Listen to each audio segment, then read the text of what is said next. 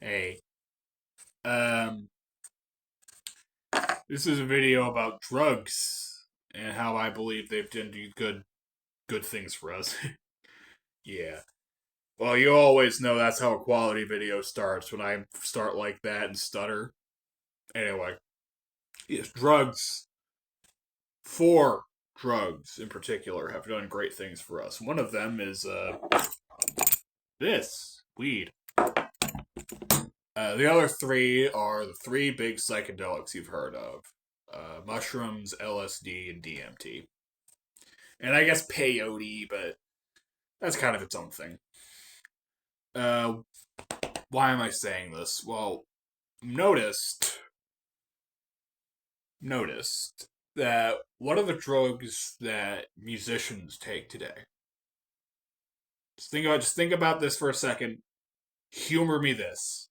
All right, because I know it's gonna sound fucking ridiculous, but what are the drugs that musicians take today? Prescription pills, Xanax, Adderall. What else do they take? They take Xanax. They take Adderall. They take fucking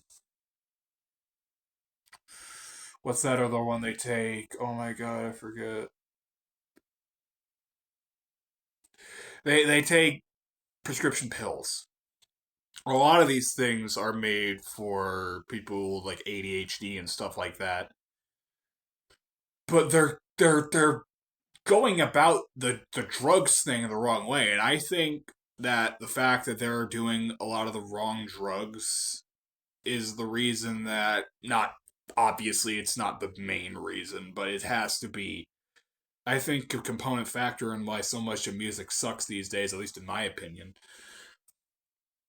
is because they're doing all the wrong shit. Now, what did the musicians do back in the day? They did a lot of weed, mushrooms, LSD, and DMT. And then they also did a lot of cocaine and heroin, but those things are really bad for you, and I'm not gonna tell anybody to even try with those. What did the Beatles do? A bunch of weed, LSD, fucking, What did the Grateful Dead do? A bunch of weed, LSD, you know, looking. What did Jimi Hendrix do? Weed, LSD, other stuff that eventually killed him. Rip Jimmy. What did Bob Marley do? Weed, weed, weed, weed, weed. Religiously, literally. He was Rastafari. A Rastafari. Don't call them Rastafarians. They don't believe in that. They don't believe in isms or Ians. I know. I mean, they do on like an intellectual level because they obviously believe in like the existence of ideologies and stuff like that, but they don't believe in words that end in ism or ian. So if someone says I'm a Rastafarian, that's a big red flag. Anyway, uh I think that the fact that these modern musicians today are kind of taking all these pills, all these prescription pills, I think it's really. And I am not a fucking neurological expert.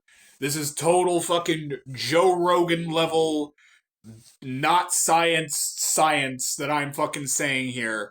But I think that maybe there is a chance that these drugs that they're using are like suppressing the fucking neural communication or whatever inside of their brains in a way that the other stuff reverses in a way that the LSD and stuff like that expands because expand your mind. It's a little bit of a trope, but to some extent it's true. And when you're taking like fucking Xanaxes and Adderalls and that other thing I fucking forget the name of, like that shit breaks down. As far as I know, that shit breaks down your neural pathways, and it is not stuff that is naturally metabolized by your brain. I heard, Terrence McKenna. He said something like, when he was given a lecture about, you know, psilocybin species all across the world, and he said something like when he's looking to do, take a trip or something, he's looking for something that his brain knows how to metabolize properly. He said, I don't want no fucking 5-amino, 5-triethyl fluoxetine or some shit like that. That's not what I'm interested in. And I feel like it's more like what they're taking, you know?